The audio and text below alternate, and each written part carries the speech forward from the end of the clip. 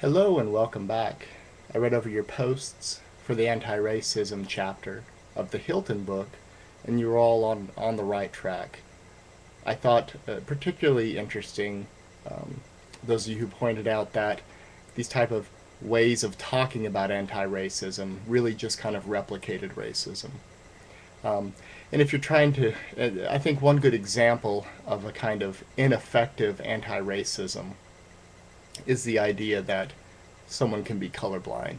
And now, if you're a fan of the Colbert Report, Stephen Colbert does a really good job of satirizing this, right?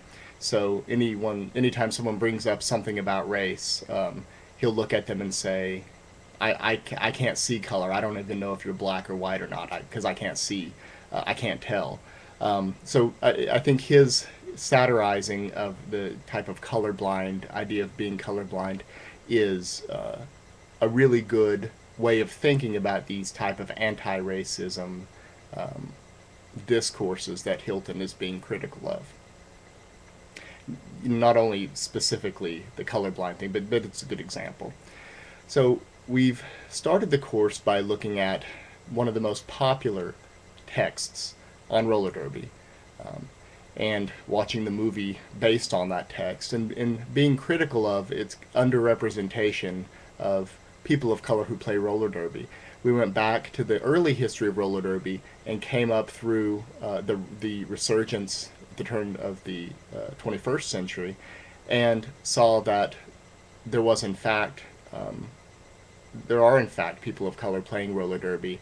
They just aren't represented in some of the most widely seen text. We can't necessarily fault Shauna Cross for this, because, like I said, if you look back at her original script, she is attempting to show that diversity. I don't know exactly how, in the process of it being made into a movie, that got left, or I'd say not left, but dialed down to where you only have Eva playing Rosa Sparks, right? So you've all done a good job of reading some very tough critical race theory, and we've had some great discussions. And because I appreciate your hard work and effort so much, our last assignment is going to be a much easier assignment. So we're reading for the last thing is this graphic novel Jam: Tales from the World of Roller Derby, and we're going to do a discussion board post on it. Now, there are things that we can talk about when it comes to race in this graphic novel, but I want to open it up and let you talk about anything you find important or interesting, or that you just want to post about.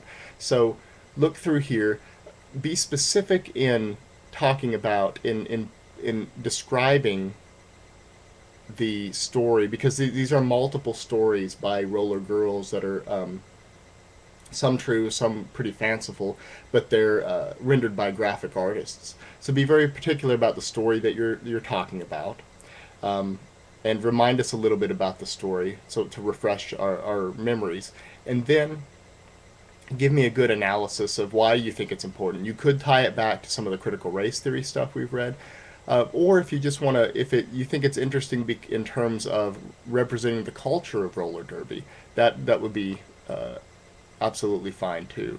So find a passage, give me an analysis of it or a good post, and then make sure to receive full credit, like always on the discussion board post, to respond to two other posts. All right, I will work the grades up this weekend. If you've received an email from me about redoing a post or a discussion or a Dropbox assignment, please do that to be able to receive credit for it. Some people were confused a little bit on the assignment, so I've sent them emails.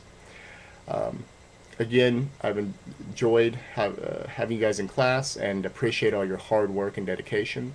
I'll get the grades up, and I will email you as soon as they're up so you can double check them for me before I send them in. All right, so last post on the discussion board for Jam. And if you all see me around campus, feel free to stop me to say hi. I'd be happy to talk to you. All right, I'll see you around.